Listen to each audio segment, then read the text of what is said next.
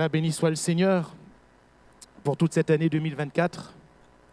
Béni soit le Seigneur pour sa grâce envers chacun de nous, pour sa grâce envers l'Église, qui est l'Église du Dieu vivant, la colonne et l'appui de la vérité. Béni soit le Seigneur pour les jours qui s'ouvrent et l'année qui va s'ouvrir également. Nous nous situons bien sûr dans cette transition. Et que dire? Que dire si on doit faire un bilan? Je crois que chacun peut le faire pour soi-même. Dans chacune des entreprises, il y a des bilans. Dans chacune des activités professionnelles, forcément, on fait des bilans. Pour l'Église également, nous faisons un bilan. Quoi qu'il en soit, on bénit le Seigneur parce que l'Église est l'Église du Dieu vivant. Ce n'est pas la nôtre. C'est l'œuvre du Seigneur. Celui qui bâtit son Église, c'est Jésus-Christ, ce n'est pas nous. Nous ne sommes qu'ouvriers avec Dieu. C'est lui l'architecte. C'est lui le sage qui bâtit de ses propres mains. Et nous ne sommes que des instruments entre ses mains, que son nom soit béni. J'ai déjà, pour ceux qui étaient là lundi dernier, un tout petit peu, pour reprendre un terme que les jeunes utilisent, un tout petit peu spoilé, ce que nous allons voir ce matin. Et j'aimerais vous amener ou vous ramener dans ce verset des Proverbes, ces versets 17 et 18 du chapitre 23 des Proverbes.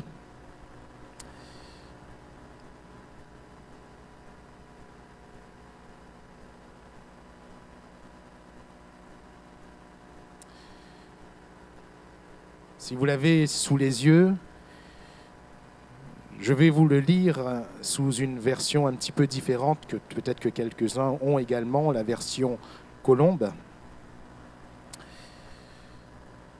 Il est dit que ton cœur n'envie pas les pécheurs, mais que tout le jour, ils craignent l'Éternel, car il y a un avenir et ton espérance ne sera pas retranchée.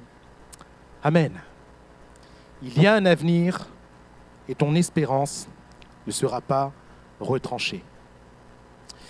Et la parole du Seigneur que j'ai pour nous ce matin, c'est qu'il y a un avenir. Il y a un avenir.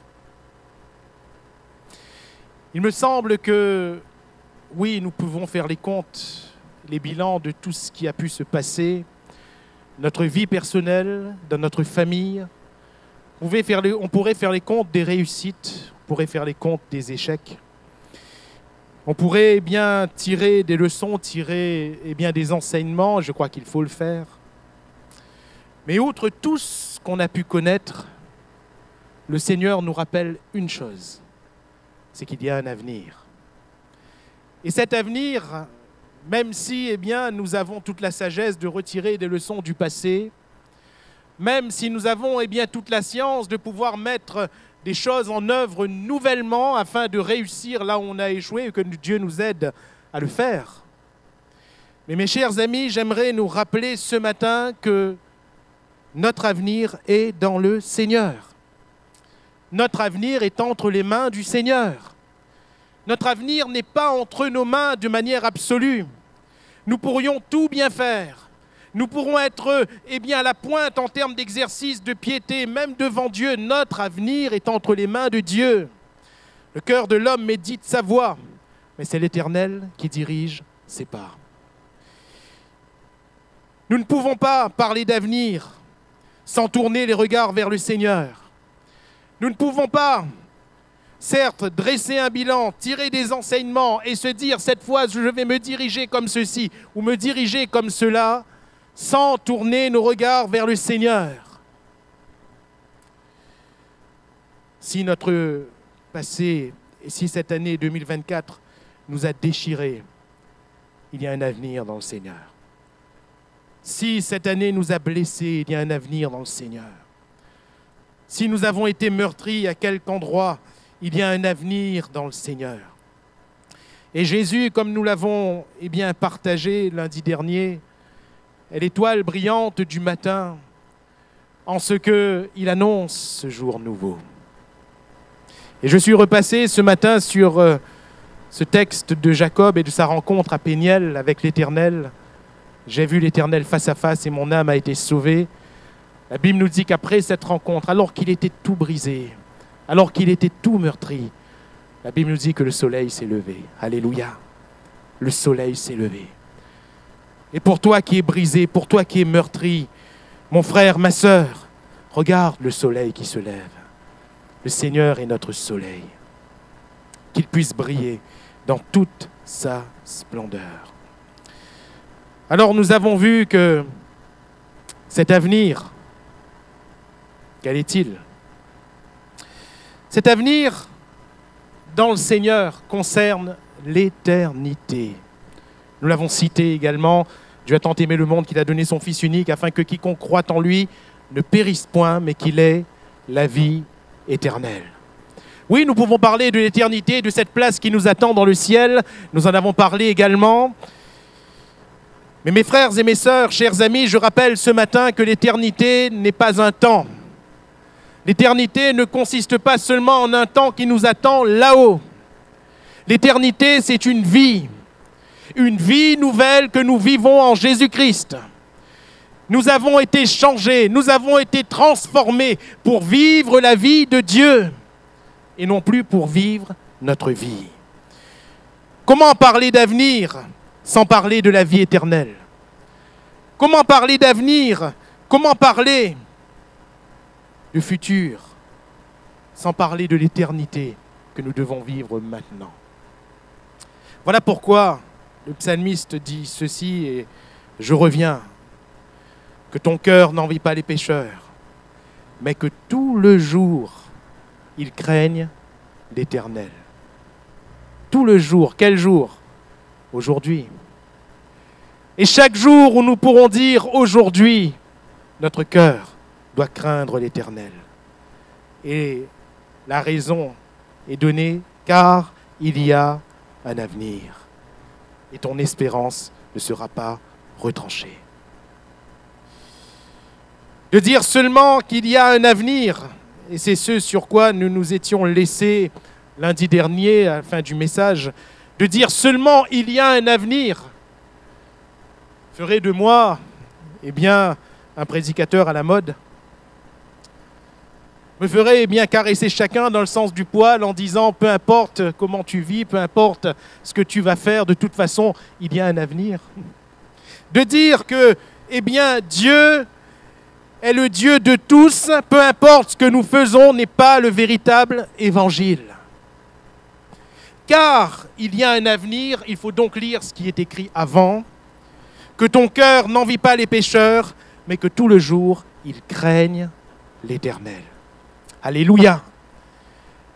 Si notre avenir n'est pas entre nos mains, si nous ne savons pas ce que sera demain, nous sommes aujourd'hui le 29, nous ne savons pas ce que sera le 30, nous ne savons pas ce que sera le 31, nous ne savons pas même si le 1er janvier 2025 va naître, nous ne le savons pas. Par contre, ce que nous pouvons choisir, c'est de craindre ou pas l'Éternel. Nous pouvons choisir ou pas de marcher dans la crainte de l'Éternel. Si nous craignons l'Éternel, dira ici le psalmiste, le proverbe, si nous craignons l'Éternel, et je reprends d'autres termes, il y a un avenir. Il y a un avenir, et cet avenir est en lui. Jérémie chapitre 29, verset 11. Car je connais les projets que j'ai formés sur vous. Projets de paix et non de malheur, afin de vous donner un avenir et de l'espérance. Projets de paix et non de malheur, afin de vous donner un avenir et de l'espérance. Et regardez bien ce texte. Je connais, et je me plais à le dire à chaque fois, nous ne connaissons pas, c'est Dieu qui connaît. Je connais les projets que je forme pour vous, ici c'est la version Colombe, mais que j'ai formé sur vous, c'est-à-dire des projets de toute éternité. Ici, le texte n'a pas été mal conjugué, car Dieu est le Dieu de l'éternel présent. Je connais les projets que je forme pour vous, projets de paix et non de malheur. C'est dans le Seigneur, afin de vous donner un avenir et de l'espérance. Le psaume 31, verset 16. Voilà ce que le psalmiste va déclarer. Mes destinées sont dans ta main. Alléluia. Mes destinées sont dans ta main, car je connais. Ce que nous allons devenir, c'est dans les mains du Seigneur. Ce qui nous arrivera est dans les mains du Seigneur. Ce que l'on va souffrir, parce que ce n'est pas fini, est dans les mains du Seigneur. Et tout ce dont nous allons nous réjouir est dans les mains du Seigneur. Tout est entre les mains du Seigneur. À partir de là, on comprend une chose.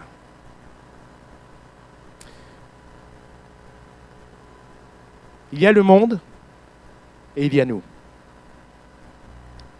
Le monde, c'est quoi? Le monde aujourd'hui a une pratique qui est bien à lui.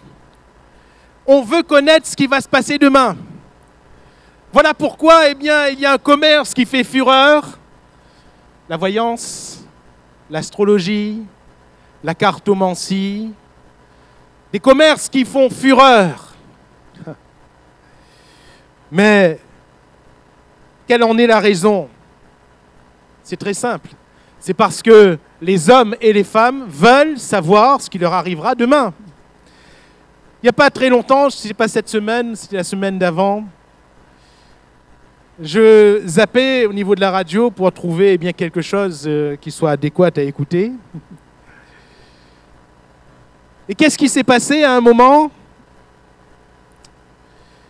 Je suis tombé de manière totalement inopinée sur une chaîne où il y avait sur une fréquence où il y avait une voyante qui était en train de répondre à des appels d'auditeurs. Et j'étais vraiment étonné par les questions, mais encore plus étonné par les réponses. J'entendais de ceux qui demandaient, voilà, ça fait 20 ans que j'attends que cette ouverture professionnelle se fasse. J'aimerais savoir si oui ou non cette ouverture professionnelle va se faire. Et la dame qui regardait, je ne sais pas dans quoi, dans sa boule de cristal ou dans ses cartes, je ne sais pas, la dame a dit, je vois que avant la fin de l'année, la porte devrait s'ouvrir. La personne de l'autre côté va dire, mais quelle année? Avant la fin de l'année, quelle année? 2024 ou 2025? Parce qu'il était content, si c'était 2024, ça veut dire que c'était tout proche. Cette dame a dit, je ne sais pas. Je ne sais pas. Ce que je vois, c'est avant la fin de l'année. Peut-être que c'est cette année, peut-être que c'est l'année prochaine. Je ne sais pas. Je ne retiendrai que cette expression, je ne sais pas. Mes frères et mes sœurs, nous ne savons pas. Nous ne savons pas. Mais est-ce que Dieu nous invite à savoir? Non. Le psalmiste va dire, mes destinées sont dans tes mains. Seigneur, tu accompliras. Alléluia. Seigneur, tu feras. Ça nous fera peut-être, des surprises sous certaines entournures. Il y a des choses auxquelles on s'attend, il y a des choses auxquelles on ne s'attend pas. Mais c'est toi qui feras. Mes destinées sont dans ta main.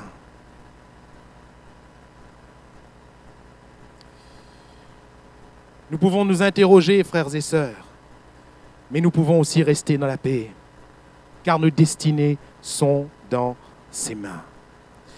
Ce dont nous pouvons être sûrs, c'est que Dieu veut accomplir son plan. Alléluia. Dieu veut accomplir son plan. Seulement, ce plan, lui seul le sait. Je ne sais pas, les frères, si on pourrait retenter la clim, au cas où ça ne sauterait pas. Si on peut retenter, s'il vous plaît. Merci. Merci.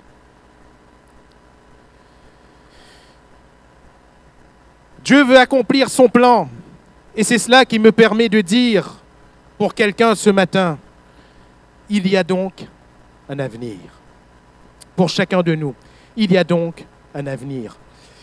Dès que quelqu'un se met à craindre l'Éternel, il y a un avenir. Mais que ton cœur, que tout le jour, il craigne l'Éternel, car il y a un avenir. Regardez même dans la plus grande déchéance, quand l'homme, la femme s'est mise à craindre l'Éternel, le Seigneur leur a donné un avenir. Caïn, il va être dans le désarroi total. Mes frères et mes sœurs, sa faute va être grande, pas vrai? Sa faute va être immense. Il va tuer son frère Abel. Dieu va prononcer son jugement, on l'a dit récemment. Qu'est-ce qu'il va dire? Je cite, « Je devrais me cacher loin de ta face. » Un peu plus loin, « Et si quelqu'un me trouve, il me tuera. » Qu'est-ce qu'il est en train de dire en résumé? « Seigneur, parce que j'ai péché, je vais mourir loin de toi. » Mes frères et mes sœurs, est-ce que ce n'est pas ce qui devrait être? Le salaire du péché, c'est quoi? Le salaire du péché, c'est la mort. Je vais mourir loin de toi. C'était la juste conséquence, c'était le juste salaire de son péché. L'âme qui pêche est celle qui mourra. Je vais mourir loin de toi. Mais le cri de son cœur va être entendu de Dieu. Et même si Dieu avait prononcé la sentence juste avant, le Seigneur va lui dire, Caïn ne mourra pas. Alléluia. Caïn ne mourra pas. Si quelqu'un touche Caïn, si quelqu'un tue Caïn, Caïn sera vengé 7 fois. Et Dieu s'engage vis-à-vis de ce pécheur. Est-ce que Dieu exauce le pécheur? Jean chapitre 9 nous dit que non. Mais le cœur de Caïn a été tel devant Dieu. Son cri a été tel. La force, de son désespoir a fait qu'il a crié au Seigneur. Le Seigneur va lui donner un avenir. C'est fort. Tu ne mourras pas. Parce que Caïn va rentrer en lui-même et va retrouver cette crainte de l'Éternel. Akab, dans 1 Roi 21, la Bible nous parle de ce roi et la Bible nous dit qu'il n'y a eu aucun roi qui ait fait le mal comme Akab. C'est fort là aussi. Aucun roi. Il y en a eu des rois. Il y en a eu des rois qui ont fait le mal. Mais la Bible nous dit qu'il n'y a eu aucun qui a fait comme Akab, qui a agi comme Akab. Aucun.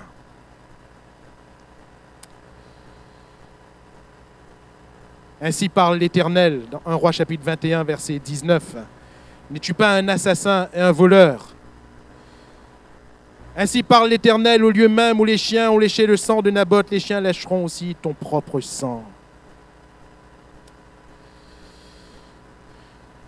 Et les malheurs qui viendront sur la maison d'Israël vont être énoncés. Le verset 25, il n'y a eu personne qui se soit vendu comme Akab pour faire ce qui est mal aux yeux de l'Éternel. Et Jézabel, sa femme, l'y excitait. Il a agi de la manière la plus abominable,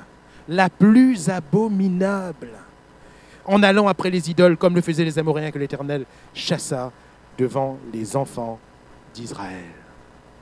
La plus abominable. Je ne sais pas comment on s'évalue devant Dieu.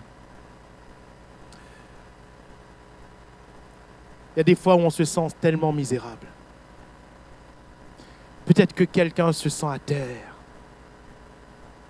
Peut-être que quelqu'un se sent plus bas que terre. Peut-être que quelqu'un se sent tellement sale ou se sent tellement méchant.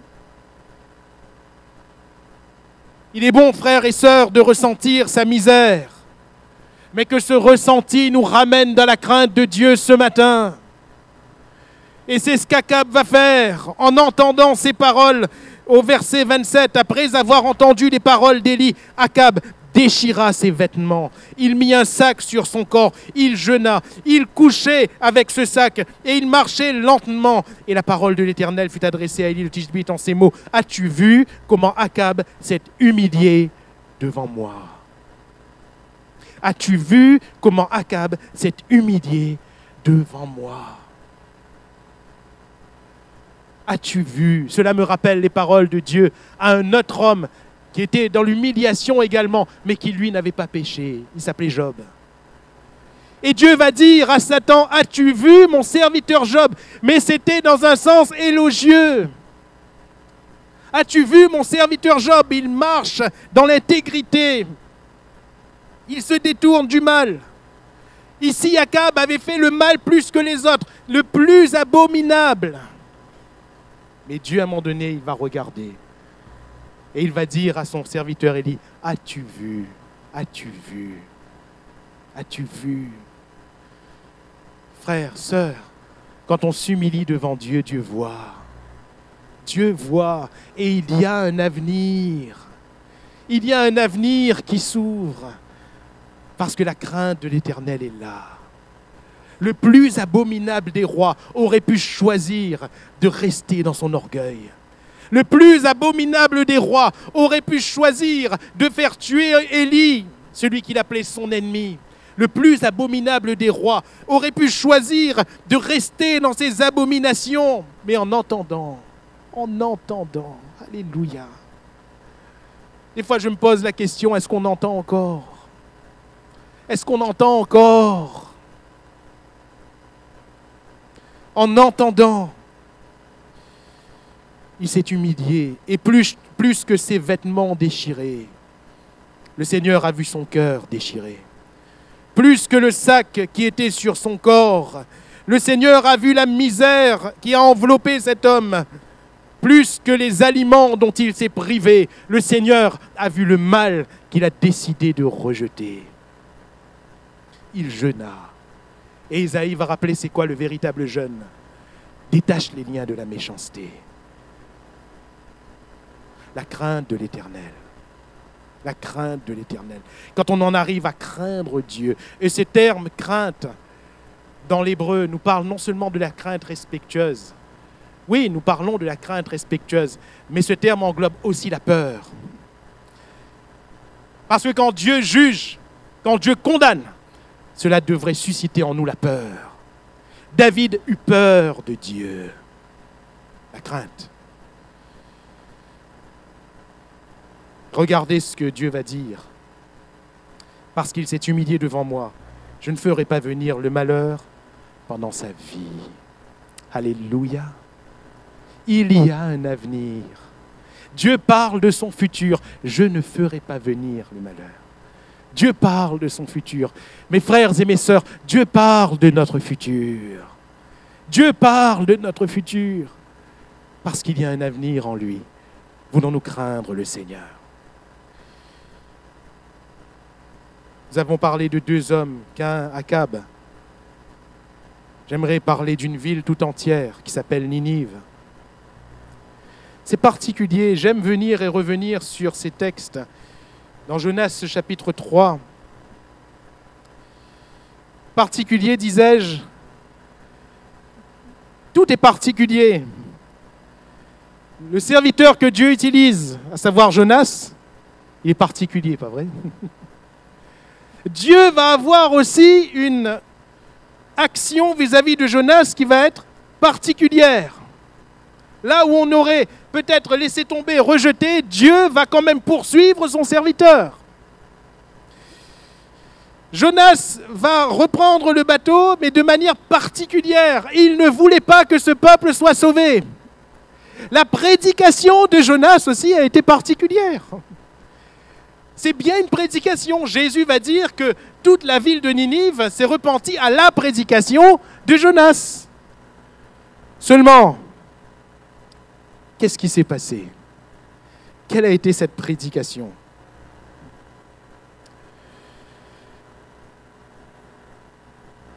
Sept mots de la version Louis II qu'on a tous et toutes, 7 mots. Encore 40 jours et Ninive est détruite. Point. C'est tout. Imaginez un seul moment ce type de prédication. Imaginez un seul moment, on se tient, on fait une campagne d'évangélisation d'un seul soir. On se tient au centre-ville de Saint-Louis, on prend le micro, la sono, et on dit fort, encore 40 jours et Saint-Louis sera détruit.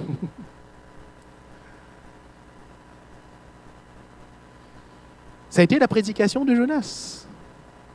Ça a été la prédication de Jonas. Mais Dieu avait un avenir pour Ninive. Vous comprenez où est la différence? On pourrait prêcher une semaine, un mois, une année entière dans une ville et rien ne pourrait se passer. Et là, en quelques mots, il n'y a même pas Jésus, il n'y a même pas Dieu, il n'y a même pas salut, il n'y a même pas d'espérance. Une condamnation. Encore 40 jours. Et Ninive sera détruite. Qu'ont fait ces hommes pour que Ninive ne soit pas détruite? Verset 5, les gens de Ninive crurent à Dieu. Ils publièrent un jeûne et se revêtirent de sacs, depuis les plus grands jusqu'aux plus petits. Je résume, même les animaux ont jeûné.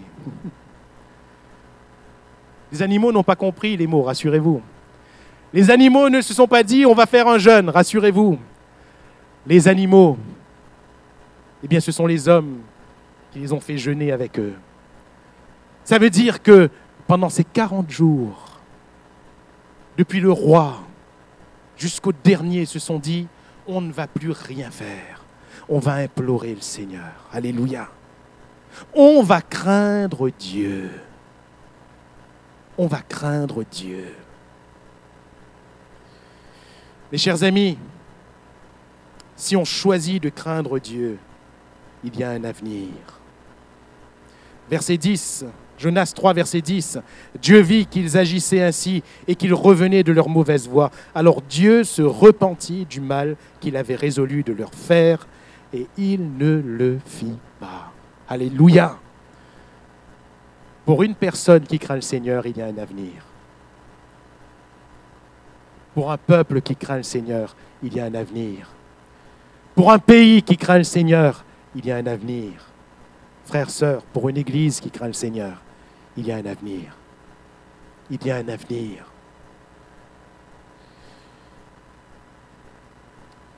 Ayant dit ces choses,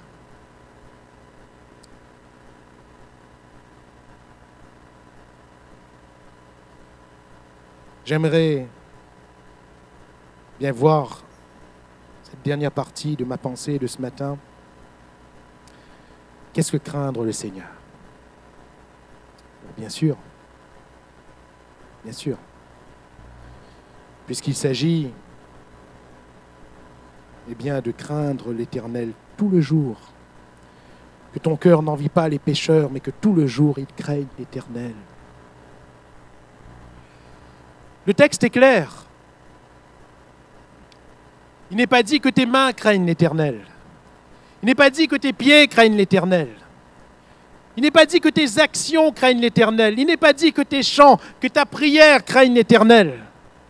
Il est dit que ton cœur craigne l'Éternel. Que ton cœur craigne l'Éternel. Mes frères et mes sœurs, la crainte de l'Éternel est celle du cœur. La crainte de l'Éternel est celle du cœur. Et si on craint l'Éternel de tout notre cœur, même dans la chaleur, pas de bol, hein, j'ai mis mon costume.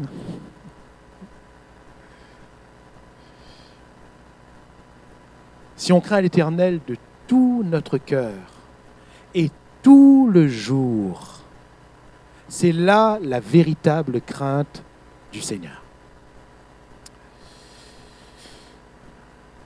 Qu'est-ce qui fait la différence quand on parle du cœur? Le cœur ne se délimite pas, le cœur ne se quantifie pas. Qui peut me dire Quels sont les contours du cœur ce matin? Pas du muscle. Oui, bien sûr que ça, on peut mesurer.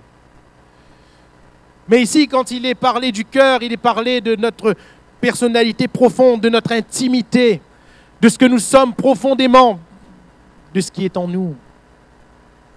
Qui peut délimiter? Personne. Personne. Il ne s'agit pas d'espace, il ne s'agit pas de temps. Le cœur, mes frères et mes sœurs, c'est ce qui nous définit tout le temps, à chaque instant, dans chaque lieu. C'est ce que nous sommes. C'est ce que nous sommes. Ce ne sont pas les actions que je fais. Ce ne sont pas les prières que je vais faire. Ce n'est pas un chant que je vais faire monter. Ce n'est pas un moment où je vais lire ma Bible. Non. Le cœur, c'est ce que je suis continuellement et profondément. Et ce que je suis doit respirer la crainte de l'Éternel. La crainte de Dieu. Mes frères et mes sœurs, il est temps de ramener dans un siècle où Dieu est bafoué, dans un siècle où les choses de Dieu ne trouvent plus leur place, où les hommes créés à l'image de Dieu repoussent Dieu, me semble-t-il, de toute leur force, malheureusement. Il ne faut pas s'en étonner. La Bible nous dit que tous sont péchés. Tous sont pervertis, nul n'est intelligent, nul ne cherche Dieu. Il est temps de ramener la crainte de l'Éternel là où elle doit être, c'est-à-dire dans notre cœur, dans ce que nous sommes profondément. Mon frère, ma sœur, est-ce que tu crains Dieu?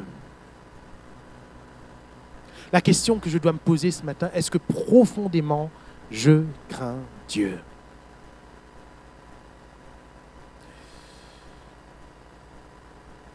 La crainte de Dieu,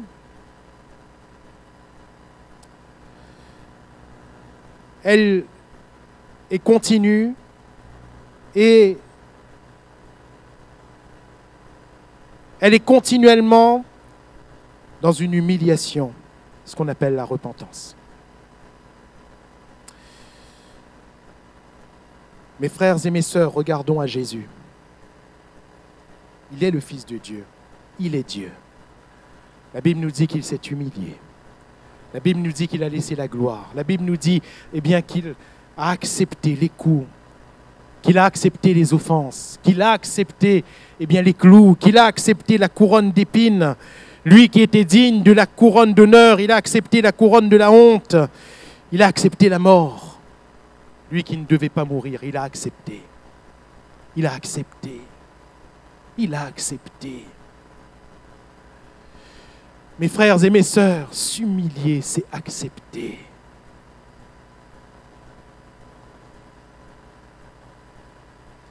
Accepter ce qui nous fait mal. Accepter ce qui nous brise. Accepter ce qui nous fait descendre. Ce qui nous fait descendre. Ce qui nous fait descendre encore. Parce que quand nous sommes en train d'être brisés, quand nous sommes en train de souffrir, c'est là où Dieu travaille.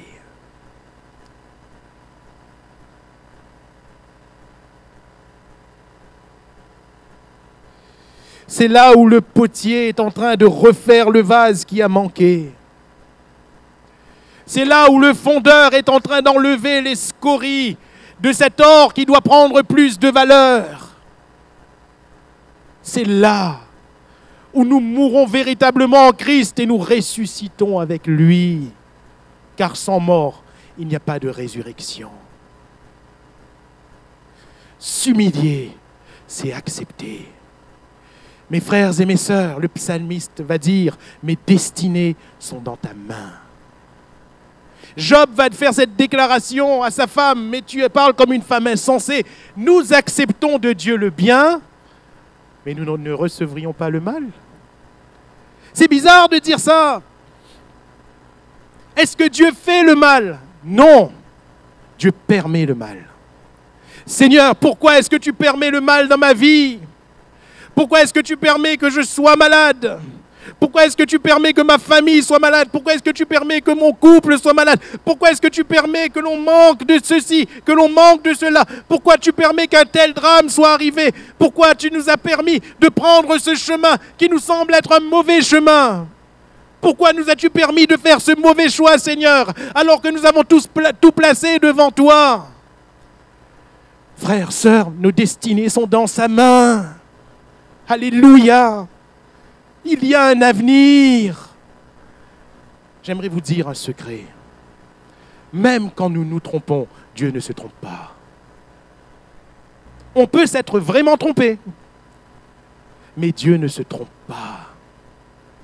C'est-à-dire que là où on s'est trompé, Dieu avait déjà tout écrit. Dieu avait déjà tout prévu. Mes destinées sont dans ta main. Si nous souffrons, c'est parce que le Seigneur travaille. Alléluia. S'humilier, c'est accepter cette souffrance. S'humilier, c'est accepter l'abaissement. C'est accepter comme Christ lui-même a accepté. Voilà la crainte de Dieu. Craindre Dieu, s'humilier, c'est faire le bien, même là où on a fait du mal. Alléluia. Faire le bien, même là où on nous a fait du mal. Bénir, même là où on nous a maudits. Laver les pieds, même de celui qui nous trahit. Frères, sœurs, est-ce qu'on est capable de faire ça? Jésus a dit, je vous donne un exemple. Quand il s'est abaissé et qu'il a lavé les pieds de Judas, il a dit, je vous donne un exemple, afin que vous aussi vous fassiez de même. Mes frères et mes sœurs, bénir celui qui nous maudit, laver les pieds de celui qui nous trahit, ce n'est pas de l'hypocrisie, c'est de l'obéissance au Seigneur. Se résoudre à le faire, c'est craindre Dieu. Je ne le fais pas par rapport à moi-même, parce que si c'était moi-même, il m'a maudit, je le maudis aussi. Il va me trahir, mais il lave pas son pied, moi.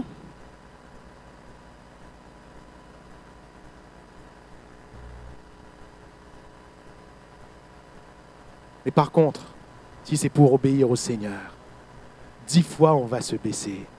10 fois on va laver les pieds de celui-là même qui nous a trahis. Si c'est pour obéir au Seigneur, 77 fois, 7 fois, dans la même journée, on va pardonner. Alléluia. Parce qu'on craint le Seigneur. On le craint, lui. Craindre Dieu, c'est se nourrir de bonnes choses et rejeter ce qui est mauvais. Que ce qui est bon, que ce qui est agréable, que ce qui est digne, soit l'objet de vos pensées. Alléluia. Se nourrir de bonnes choses va nous permettre de ramener des bonnes bases et des bonnes pratiques dans notre vie. Et l'Église qui craint Dieu, le chrétien qui craint Dieu, la chrétienne qui craint Dieu, ce sont ceux qui vont ramener les bonnes bases parce qu'ils se nourrissent des bonnes choses. Se nourrir des bonnes choses, c'est se nourrir de la parole de Dieu. Ramener les bonnes bases, c'est ramener bien tout ce qui est agréable à Dieu. La lecture, la méditation de sa parole, la prière, la vie de l'esprit qu'on va nourrir et avantager, la fidélité aux réunions, de bonnes bases. La fidélité dans le service, la fidélité dans ses offrandes, la fidélité dans toutes ces choses. Pourquoi dis-je cela? Ce ne sont pas des pratiques. Si on fait des pratiques juste pour une religion, cela ne nous amènera à rien. On va souffrir. On va dire, il faut encore que je le fasse. Bon, je vais faire. Je vais faire parce que Dieu va me payer. Dieu n'est le débiteur de personne. Mais si le cœur craint Dieu, le cœur se nourrit de bonnes choses. Et le cœur ramène les bonnes pratiques. Alléluia. Là où elles doivent être. Lire la Bible, c'est un fardeau. Vous vous rendez compte? On a trop pour lire. C'est beaucoup. C'est beaucoup. Mais si le cœur craint Dieu, on se nourrit de cette parole. Alléluia. Prier. Mais c'est un fardeau. C'est un combat. Frère, garde un film, il gagne. Il peut durer 2 heures de temps. Il peut durer 3 heures de temps, le film. Il peut être un Marvel. Il peut durer 3 heures de temps, le film. Mais il gagne. Mais pris 5 minutes, les durs, frère. 5 minutes. 5 minutes. On lance le chrono, on commence à prier, nous rouvre les yeux 30 secondes, rien que ça même. 5 minutes de prière. Frère, n'a encore réunion de prière quand matin? N'a encore réunion de prière ce soir? Des places à moins pour aller au cinéma, oui. Et là encore, m'y paye la place. Mais venir à l'église gratuitement pour 1 heure de prière. C'est un fardeau, c'est un combat, c'est un combat. C'est un combat de venir prier. C'est un combat, c'est vraiment un combat. Si c'est un combat, combatte plus, arrête. Parce qu'il y a d'autres combats plus durs. Il y a d'autres combats plus durs. Frère, sœur, je suis dans la joie quand on me dit, allons à la maison de l'Éternel. David n'a jamais dit, c'est un combat pour moi d'aller à l'église. Jamais. En plus, les gratuites. C'est gratuit.